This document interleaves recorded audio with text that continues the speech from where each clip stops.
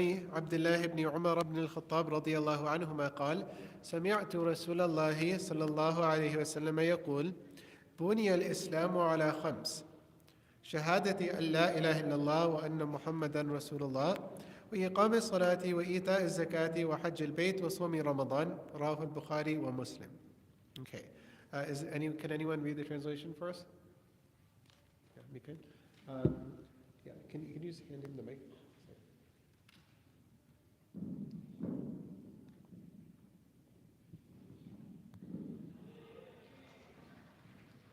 On the authority of Abu Abdurrahman Abdullah ibn Umar ibn al-Khattab radiyallahu anhuma, who said, I heard the Messenger of Allah sallallahu alayhi wa sallam say, Islam has been built upon five things: on testifying there is no God save Allah, and that Muhammad is his messenger; on performing salat, ritual prayer; on giving zakat; on hajj to the house; and on fasting during Ramadan. Okay, great. Jazakallah khairan. So this hadith is a lot shorter than the hadith before, and at the same time, it very much says sort of some of the same things. We saw in the hadith before that Jibreel alayhi salam asked the Prophet sallallahu alaihi wasallam about Islam, and the Prophet sallallahu alaihi wasallam responded that these same things, that shahada, testifying that there's no God but Allah, Muhammad is his messenger; iqam as-salah, praying; ita az-zakah, giving zakat; going for hajj; sawmi Ramadan, fasting in Ramadan. So the same thing. So then the concepts are very similar to what we saw before. Here, let me.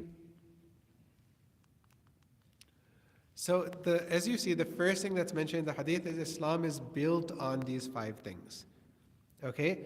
So when you say Islam is built on these five things, then that means that Islam is being compared to something, right? Because it's built on these things. So what do you think Islam is being compared to? Anyone?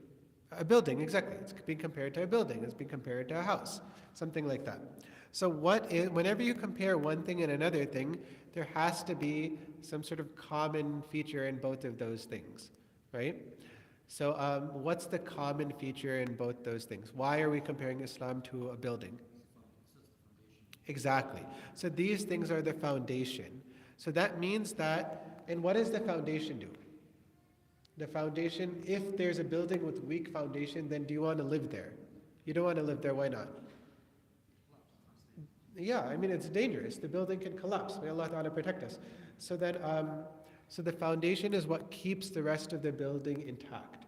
So if a person has these five pillars, then what will happen? It'll keep your deen intact. What if somebody says, I'm a very good Muslim in my heart, I have good intentions, I don't pray and fast and stuff, but I have good intentions.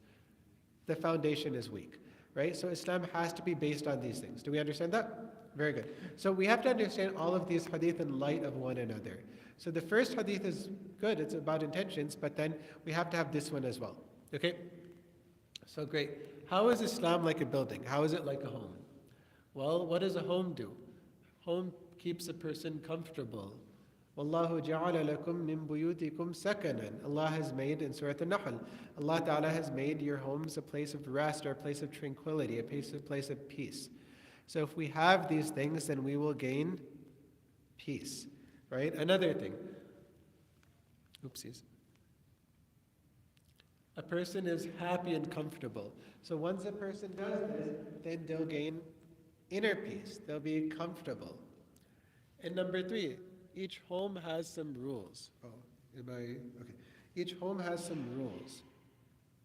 So then what are the rules of Islam? Well, we have to adhere to what Allah Ta'ala wants us to do. We have to not do what Allah Ta'ala doesn't want us to do. So Islam is like a home in that sense, right? You go into somebody's house, let's say you're visiting, and then you walk in with shoes. And then they say, well, in our house, we actually take off our shoes, so if you don't mind, if you could just take off your shoes. Right? Is it acceptable for somebody to say that if you're visiting their house? Why is it acceptable? That's just the rule of their house, right? And then anybody who is visiting should probably, even if you wear shoes in your own house, well, that's okay. But if you're visiting somebody else's house and they don't do that, then what should we do? Try to respect the rule, that the culture that they have in their house, right? So similarly, Islam has some rules as well, which is that, are you allowed to let's say, speak negatively of others, insult others. Nope. If you want to be part of the house of Islam, then you have to be kind with others. You can't insult others. Can you make fun of other people? Allah Ta'ala says, لا يسخر قوم من قوم. You can't make fun of anyone either. ولا تلمزوا أنفسكم. Don't insult anyone. ولا تنابزوا بالألقاب. Don't do name calling either. Don't call each other names. So this house has some rules. Okay? Do we understand? Of course, 5 pillars, that's part of it as well. Okay, so that's sort of the basis for the comparison. Okay, so we'll actually, very quickly, we won't go into too much detail, but we see that the hadith says that the very first pillar is the shahada. La ilaha illallah wa anna Muhammadan Rasulullah. There's 2 aspects to this. First, you say La ilaha, so we negate all other gods. We say illallah, there's no God but Allah. We establish that there still is one God. So there's 2 parts. The first part is negation, as we do in the beginning, and the second part is establishing or affirming. Oh, did I? Oops. Affirming. Affirming is probably a better term. Affirming that there's one God. So there's 2 aspects to that. Okay, when we do that, we are essentially saying there's no deity, there's no being worthy of being humble in front of, loving other than Allah, serving other than Allah Ta'ala, things like that. Okay? So does that mean you don't love your parents, you don't love your wife, you don't love your kids? Obviously not, because we do so out of our love for Allah. Those are just offshoots of our love for Allah. Okay. Anyway, so skipping this a little bit, okay, salah. Let's talk a few things about this. So the first thing is that the very most important thing in our deen is salah after becoming Muslim. We talked about, I mentioned in the Jummah khutbah yesterday, there's a hadith of Abu Hurairah radiallahu anhu, إِنَّ أَوَّلَ مَا يُحَاسَبُ بِهِ الْعَبْدُ يَوْمَ الْقِيَامَةِ مِنْ عَمَلِهِ صَلَاتُهُ إِنْ صَلُحَتْ فَقَدْ أَفْلَحَ وَأَنْجَحَ وَإِنْ فَسَدَتْ فَقَدْ خَابَ وَخَسِرَ. That the first thing that a person will be asked about on the Day of Judgment of his actions will be his prayer, will be his salah. If it is good, everything else will be good. The person has passed the test. If it is bad, then it's not so good for the person. So this is the most important thing in our deen. So how do we, what are some practical tips for how we can improve our prayers? Number 1, we can pray on time. Okay, very important. Okay, if we've missed any prayers in the past, then what do? We have to make them up, right? It's very important to make them up. So some people say that you're not supposed to make them up. You don't have to. So I just wanted to briefly touch on this. I didn't write this in the slide, but it just came to mind, so I thought I might mention this. There's some people that say if you miss prayers in the past intentionally, then don't make them up. Okay. We say that just in order to respond to this, let's just speak about it logically. Logically, you owe something to Allah. Allah wanted you to do something, and then maybe a person ended up not doing it. Then what would make more sense? To ask for forgiveness, and that's it, or ask forgiveness and also try to make amends as well. Try to make amends as well. So of course we ask Allah for forgiveness, but it makes sense to make up the prayer as well, right? Let's say that you loaned somebody $1,000, and then you wanted them to pay you back and they didn't. And they just came, they're like, oh yeah, sorry, I was supposed to pay you back last year, yeah, sorry, I didn't. Would that be sufficient? What else should they do? Say, sorry, here's your money. Right? Say, sorry, I didn't pay you back on time, and give the money back too. Right? Similarly, if a person missed some salah, then we want to not only apologize to Allah by repenting, but also we make it up as well. The reason that some people, yeah, go ahead. So for that, let's say somebody didn't pray earlier, and then say, okay, I want to make it up now. Is that in the form of nawafil, doing nafils and then extra nafils and then getting closer to Allah? Yeah. So if a person missed prayers, then they don't make it up in the form of nawafil, you make it up in the form of fard. So that means that if, let's say, person 2011, that whole year they didn't pray for whatever reason, right? May Allah Ta'ala protect us. So then what they do is that simply they say, okay, I have 365 days worth of salah. So today is, well, tomorrow actually happens to be January 1st. Tomorrow I'll be making up January 1st of 2011. Right? And then, but even if you don't have dates set, you don't know. Usually it's not so neat like this. People just say that I know that I missed a lot of prayers in the past, so I just know I have a lot to make up.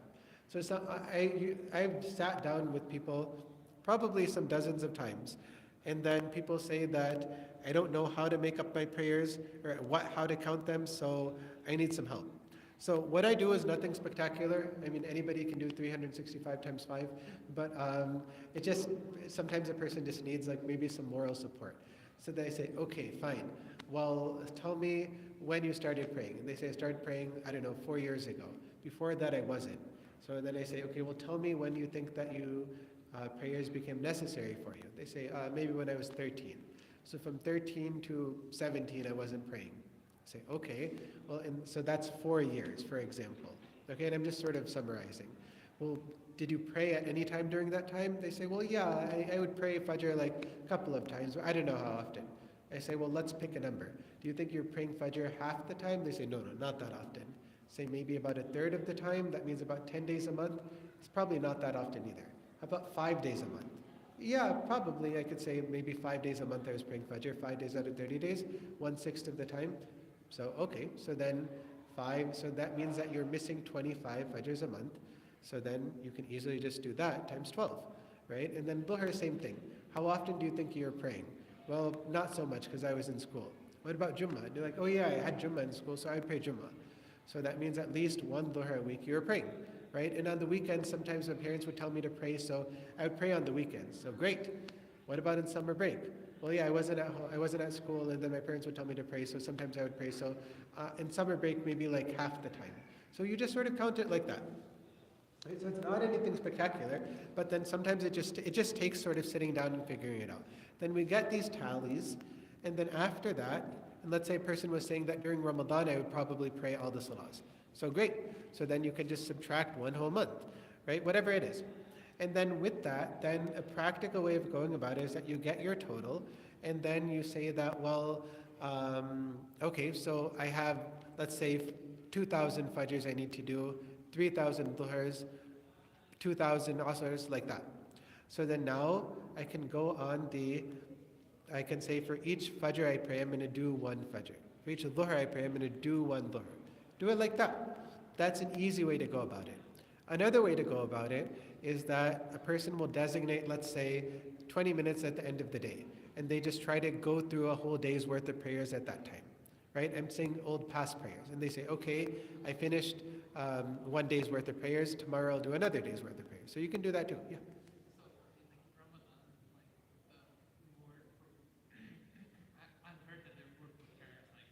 Mm-hmm. Can I make the intention like, oh, I'm gonna pray in Ramadan, and this one prayer will count as Yeah. Yeah, so I would say that we hope through the mercy of Allah Ta'ala that Allah will give you extra reward if you pray in Ramadan, but I would definitely say not to wait until Ramadan to do anything. Because, I mean, first of all, this is hope in the mercy of Allah Ta'ala, but it's probably better just to get it done beforehand. Because, I mean, we just don't have any guarantees about anything, right? So it's probably just better to get it done earlier rather than later. But yeah, so, I mean, is there a set rule that if you make up a prayer in Ramadan, then you get more reward? Technically, there's no rule like that. But then, can we hope in the mercy of Allah Ta'ala beyond just rules? Of course we can. But yeah, I'd probably say just to get it done earlier.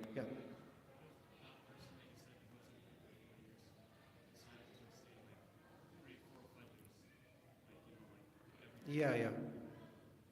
Yeah, so then I've worked with people like that too. One person I worked with recently, not worked with, but sat through and discussed the missed prayers. He said, you know what, Fajr is easiest for me because it's just two, the other ones are long, so I just want to do all my Fajrs first. And he had, I don't know, like some number of thousands of Fajrs to do. So I'm like, okay, well great. So why don't you just get your Fajrs done? Then you can go one by one if that's what you want to do. That's perfectly okay as well. So whatever is easier for a person. And the sort of craziest way or sort of thing that I've seen is that one time I asked somebody, what did you do over your winter break? And the person said, well, 2 weeks, just 12 hours a day from morning to evening, all I did was pray. And I just got done with a couple of years worth of prayers just during winter break. So I don't know if everyone has the stamina for that, but if you want to do that, go for it. Yeah. So I mean, that's another way, but that's not really so practical for most people. Okay. Fundamental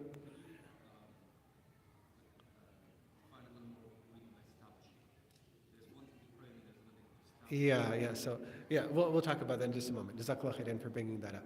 Okay, so that's a little bit about making up prayers. And as I said, some people say that you don't need to make up any missed prayers if you miss them intentionally. The reason that they say that, there's a hadith that says, "Man nasiya salatan aw nama anha falyusalliha idha dhakaraha." Whoever forgets a salah or sleeps through it, then they should pray, they should make it up whenever they remember, whenever they wake up.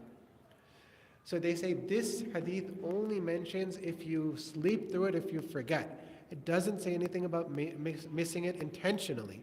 That means if you miss it intentionally, you don't have to make it up. Okay, so that's the argument. That's what some people say.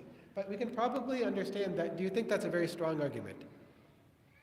If you have to make it up, if you miss it unintentionally, then don't you think to an even greater extent you would have to make it up if you miss it intentionally? Well, yeah, of course. Yeah, go ahead.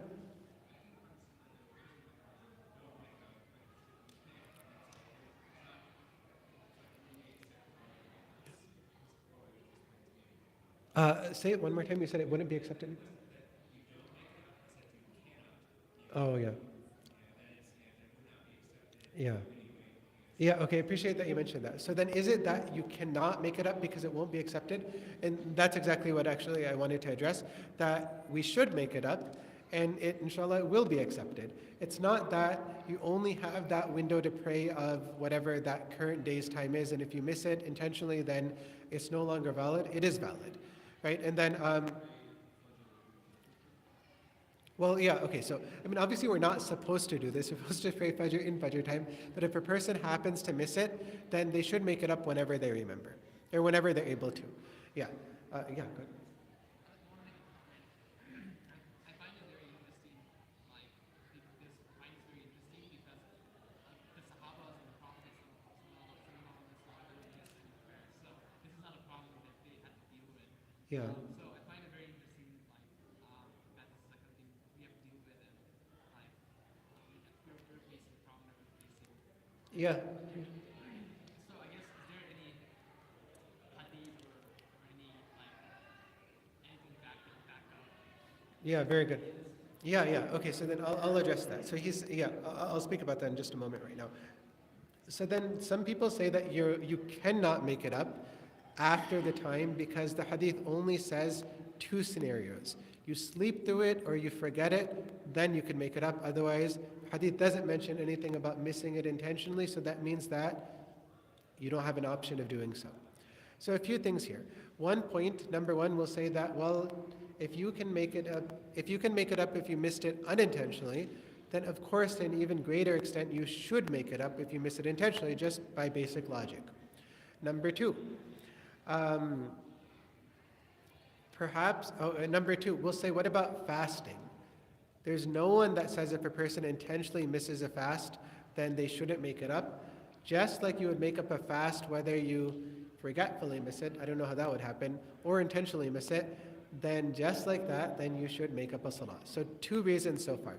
Number three, so to address Azim's point, is there any scenario where the Prophet ﷺ and Sahaba missed a prayer intentionally and they still made it up? The answer is yes.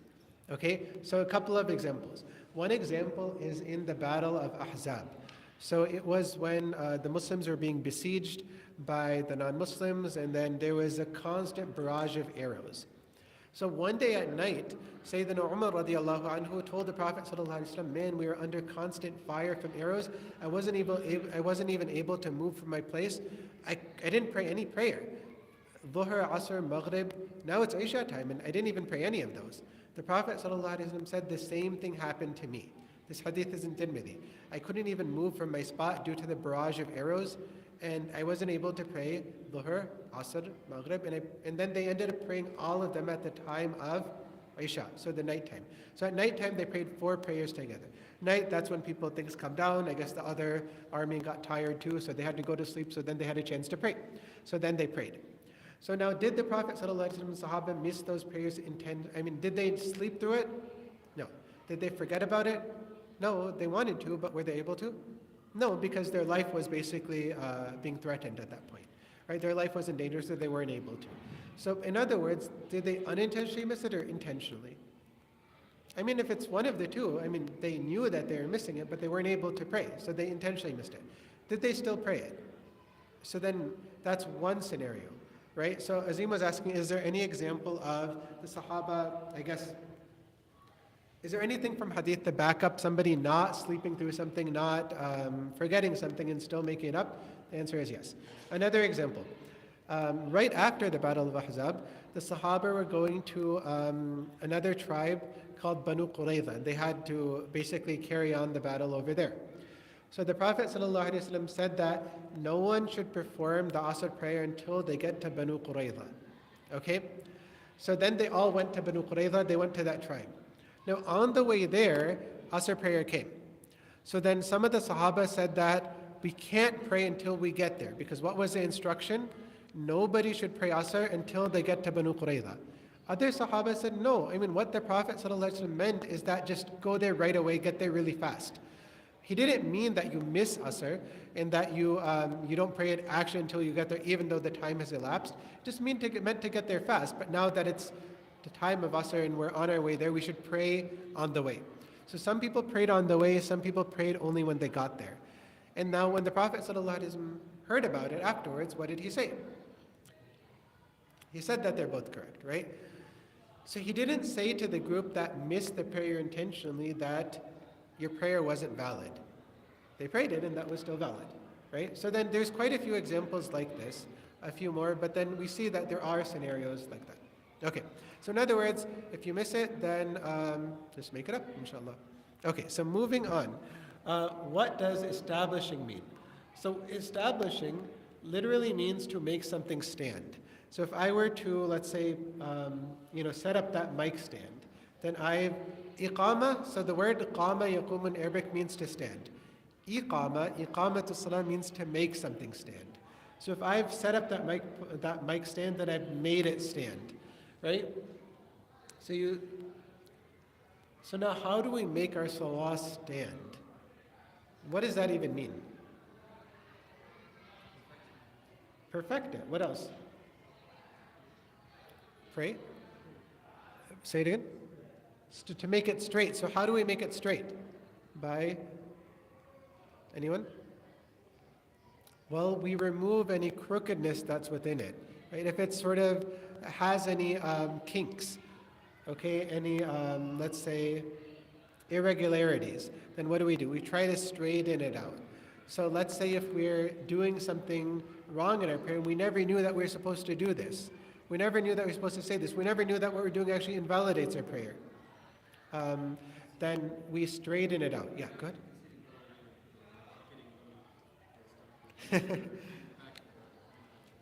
Yeah. So he's saying that in Taraweeh, sometimes people get a little bit tired and they start sort of doing a march in their place. Is that okay or not? Well, okay, I think we already know the answer to that. Okay, so what else does it mean? Let's say a person is missing prayers here and there. Then straightening it out, establishing it, means that they pray all of their prayers, right? Allah Ta'ala says in Surah Mu'minun, وَالَّذِينَ هُمْ عَلَى صَلَاتِهِمْ يُحَافِظُونَ. They guard their prayers. So we can understand these two words in light of one another. Number one, making it stand. Number two, guarding it. Okay? So what does guarding mean? And how does that lend itself to help us understand making it stand? What do you think about guarding prayers? Any ideas? Sisters are welcome to answer, of course.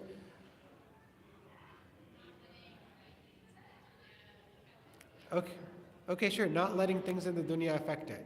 So let's say that you couldn't pray because you were so busy. Well, if you're guarding your prayers, then you'll still make it a point to pray. What else? Watching over thoughts in your prayer. Very good. I saw a hand in the back somewhere. Was anyone saying anything? No? Okay. Okay, great. So let's see. I think I have...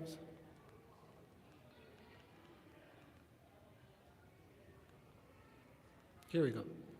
Being a protector of salah means that you protect your purity, of course. That is part of the prerequisites to salah, purity. Another thing is that you protect over the actions which invalidate the salah. The extra recommended actions in salah, you make sure that you do those, right? So you stay away from the don'ts and you do the do's, right? That's another way of protecting. A third way of protecting, you protect the soul of the salah. And what is the soul of the salah? Well, concentration, right? Okay. So these are just some ideas, some main ideas about establishing. Imam Ghazali's suggestions for improving the concentration of prayer. Number one, we talked about how you learn. Oh, you know what? This isn't on there, but let me just say it. If we learn the meaning of what we say, then definitely it's something that will revolutionize our prayer. Right? So if we don't know the meaning of anything and we're just reciting it, well, our prayer is valid, but do you think it's very meaningful? Well, no, so we just have to learn the meaning of it. Okay? That doesn't mean you have to learn the whole Arabic language. You say, oh man, I don't have 5 years to take out mastering Arabic. You don't need to. All you need to take out is maybe 10 minutes, maybe 20 minutes, and then you just look at the various things that we say in Salah, look at the translation, just try to match it up and be like, okay, I got it. That's all. Okay? Maybe it'll take a little bit more than 20 minutes, but the idea is that it doesn't take very long. Okay? Number one, learning the meaning of what we say.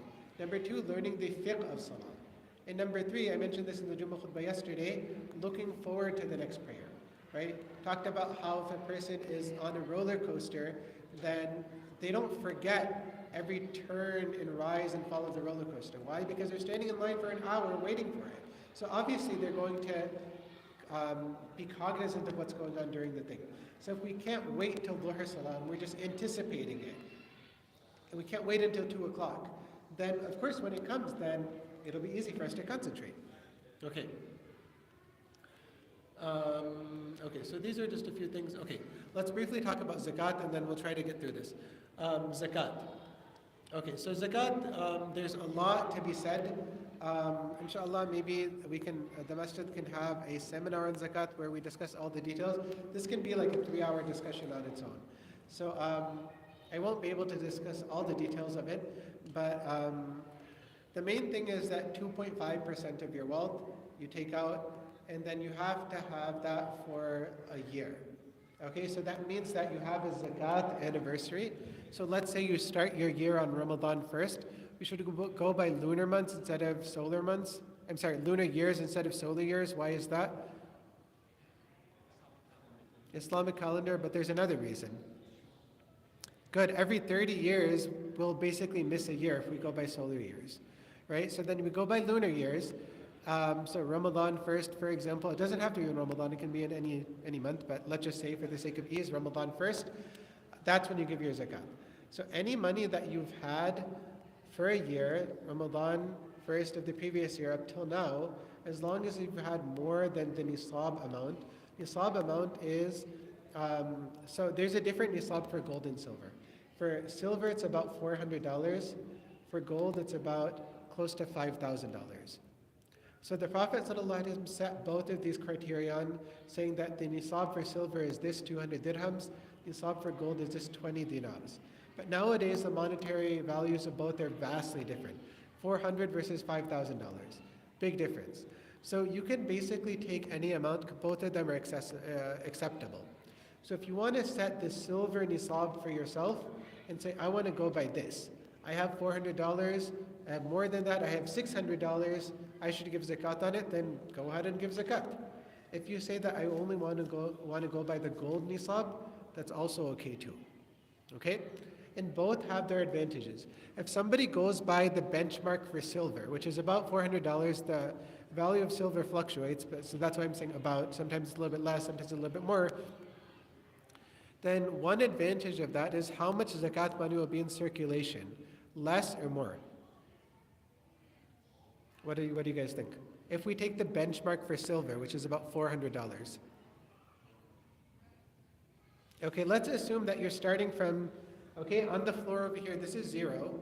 Okay, this portion over here, like this height, this is $400. But over here, this is $5,000. So anybody that has $400 and less, they're under here. Anybody that has between $400 and $5,000, there's probably a lot of people, they're over here in this region. Anybody that has above $5,000 is in this region. So far, so good? Okay. If we set the benchmark over here, then what will happen to these people? Will they be giving zakat or no? They won't be giving zakat. Only these people will be giving zakat. So will there be less or more money in circulation? There's less money in circulation. But how many people will be able to receive zakat? More or less? More. So on one hand, some scholars say, well, that's good. More people can receive it. There might be people who are actually struggling. If you have $400, can you even pay rent for a month? Well, no. So, I mean, they're still struggling. So then all these people between here and here can receive zakat. So that's pretty good. Why not take the benchmark for gold? So is that a valid thing? Sure it is.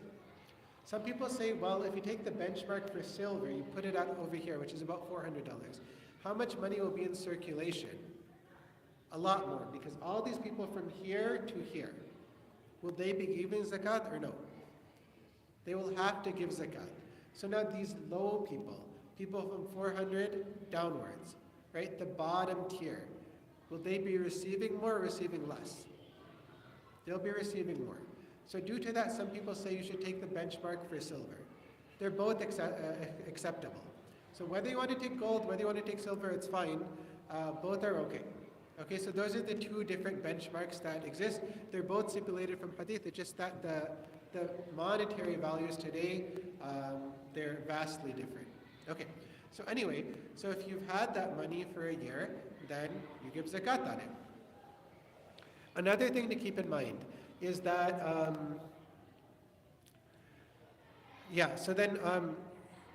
it's not that every single amount you have to have held for a year. So let's say your zakat anniversary is Ramadan 1st, okay? And at that point you have, okay, let's just take the gold nisab, $5,000, you have that much. Now that was last year. This year, Ramadan 1st, do you have to give zakat?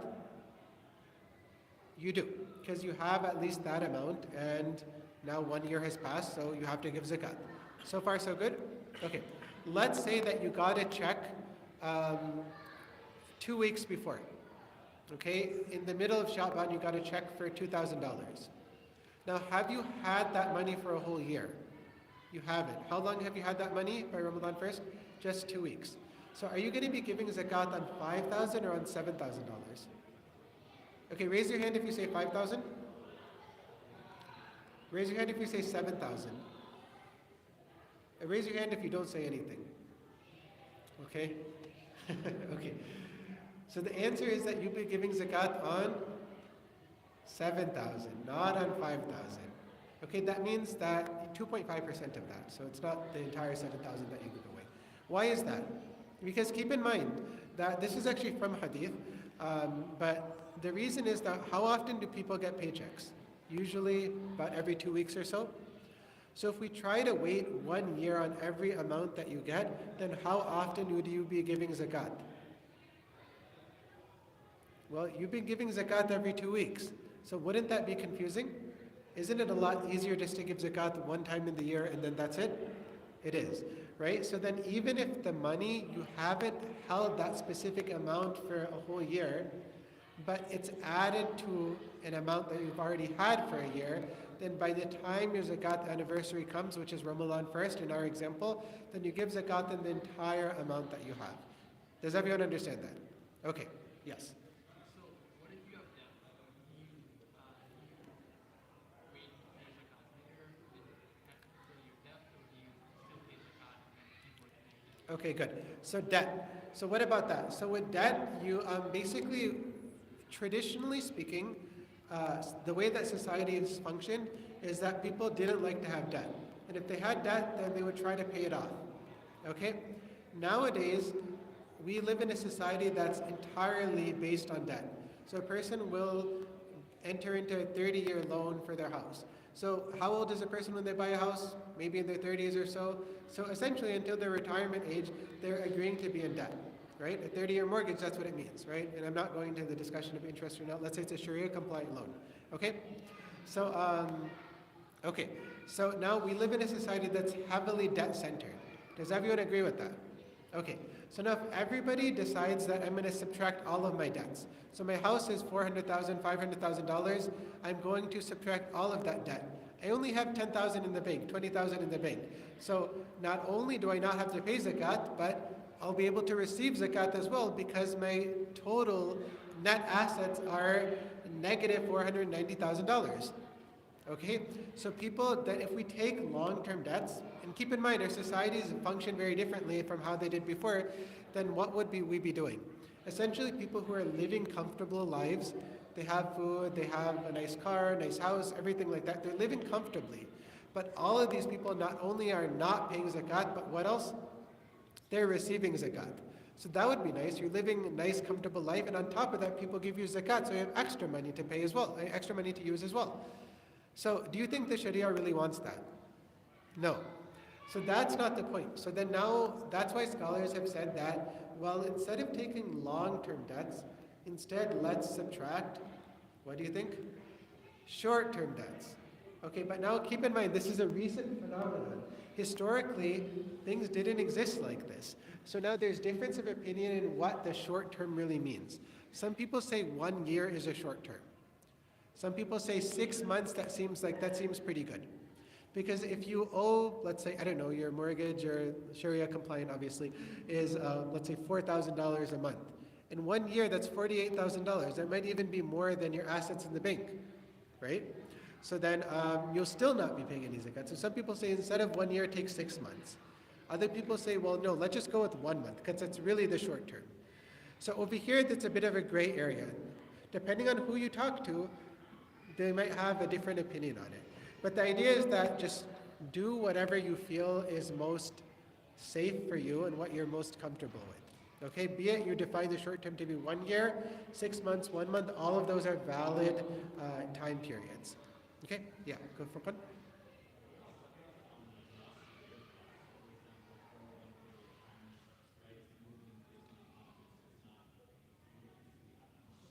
Yeah, okay. So yeah, it wasn't, yeah, sorry? Yeah, okay, so zakat on, so not all wealth is zakatable.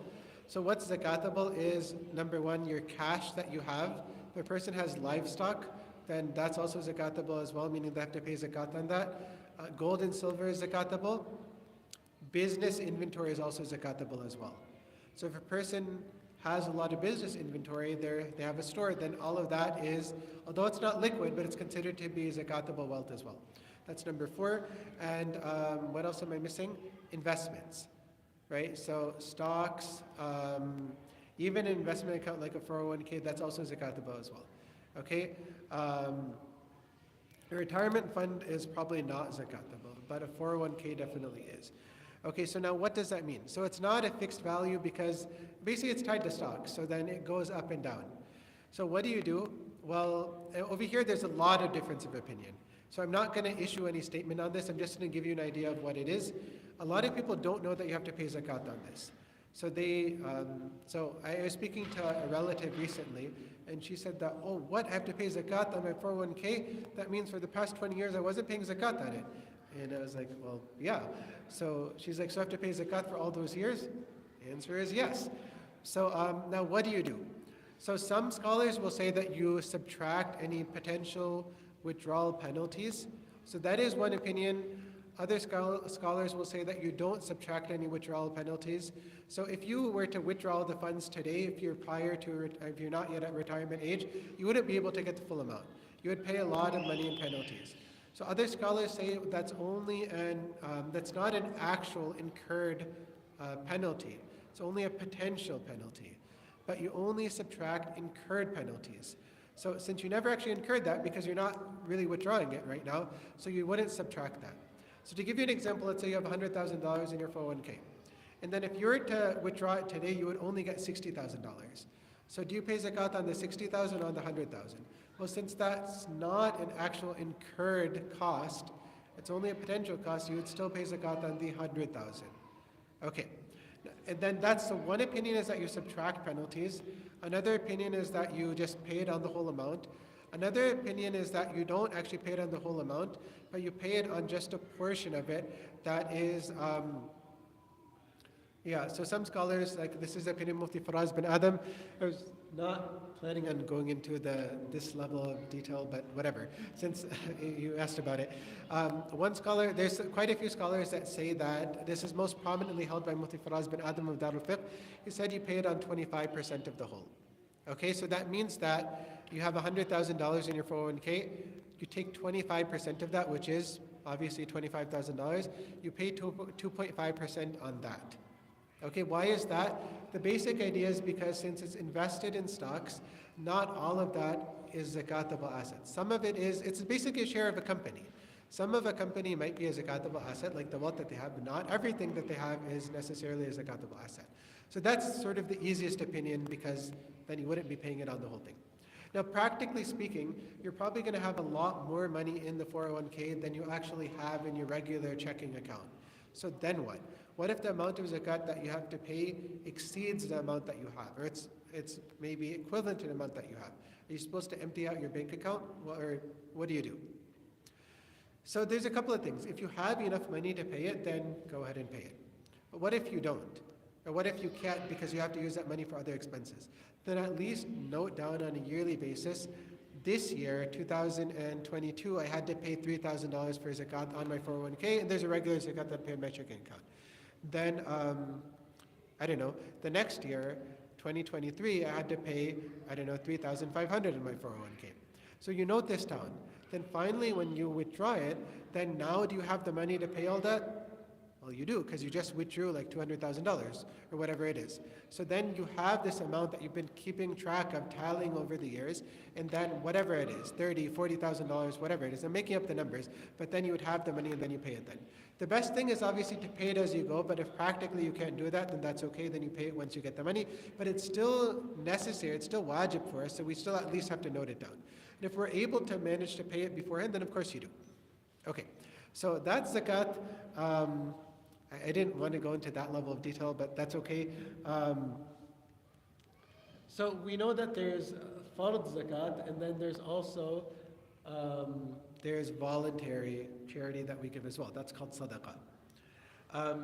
And the idea is that, it's just something I want to mention, that the secret to having barakah in our wealth is just giving a lot of charity.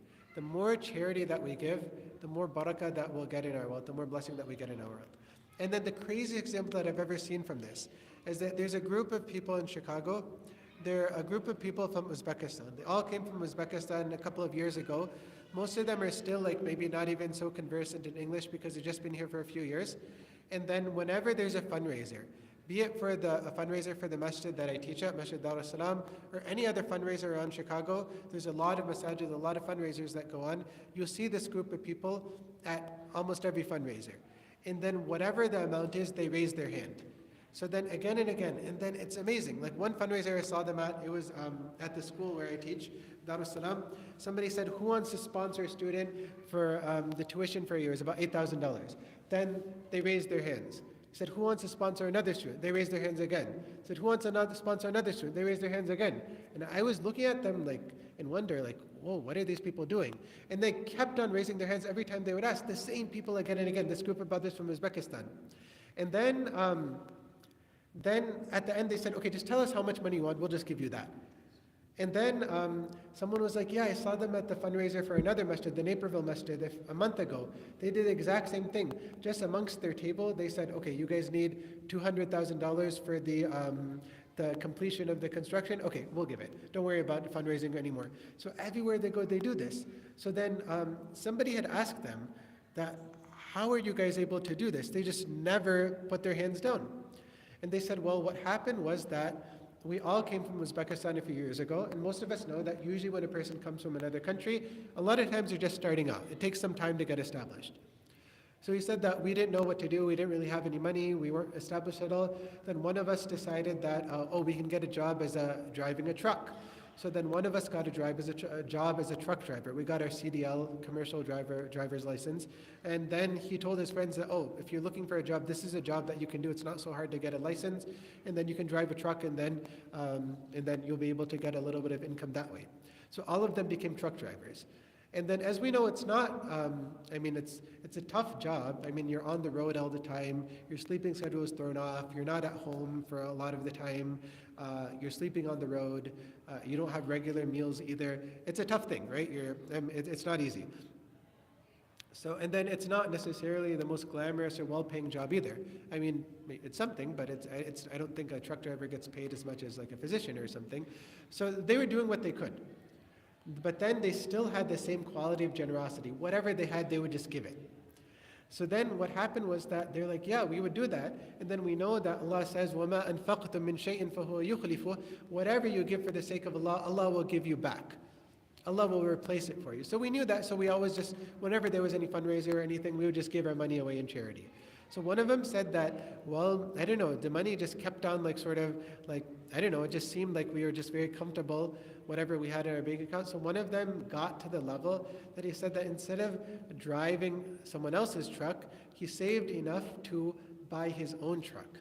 And then eventually all of them did this, this small group of people that they were from Uzbekistan. Then they, after buying one truck, another one said that I can do this again, and then he bought another truck. And one of them said, I currently have 500 trucks operating underneath me. So then they said the secret, our secret, is that just generosity. We just know that whatever we give for the sake of Allah, Allah will give it back to us, so that's what we did. Okay, so that's a little bit of zakat. We talked about necessary and voluntary charity. I know Dhuhr is in 15 minutes, so we'll just wrap up this hadith really quickly, and then we'll stop for Dhuhr, and then of course lunch as well. Okay, so zakat, the word zakat actually means purification. Can anyone tell me why it's called zakat?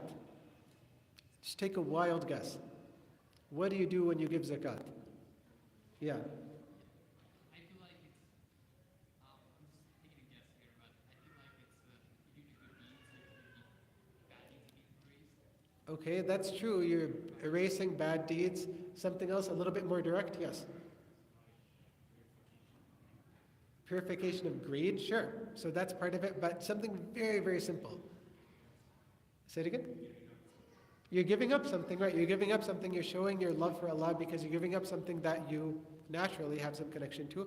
But in the most sort of basic understanding of it, it's zakat literally means purification. We heard the term tazkiyah before. Tazkiyah, zakat, it's the same word. You're purifying your wealth. Okay, so if we want to bring blessings into our wealth, to purify it, then we give zakat. Okay? Anyway, so that's the idea. Okay, very quickly. Fasting. Okay, Sawm. So Ramadan is coming up in about 3 months or so. So we know when you fast, what do? We attain the love of Allah Ta'ala, right? The Prophet ﷺ said that Allah Ta'ala says that all deeds of the son of Adam are for him except for Sawm. فَإِنَّهُ لِي وَأَنَا أَجْزِي بِهِ. Sawm, the reward for fasting is off the charts. It's specifically for me and I will reward it. So Allah Ta'ala tells us in this Hadith Qudsi that Allah really loves Sawm. And then one meaning of the Hadith, وَأَنَا أَجْزِي بِهِ, I reward it myself, meaning that it's off the charts. Number two, وَأَنَا أُجْزَى بِهِ, I am the reward for it. In other words, you receive my love. You receive the love of Allah Ta'ala by fasting. By fasting, what are we doing? We're giving up what we love, just food, drink, that sort of thing. And then in return, we hope that we receive the love of Allah Ta'ala. So Ramadan has 3 main aspects. What's the main thing that we do in Ramadan? Anyone? It's not a hard question, not a trick question. I'm not trying to fool anyone here. What's the main thing we do in Ramadan? Anyone? Fasting. Okay, great. What's the other main thing that characterizes Ramadan? Salah, specifically Quran, exactly, Quran. And then in Salah, obviously, we recite Quran.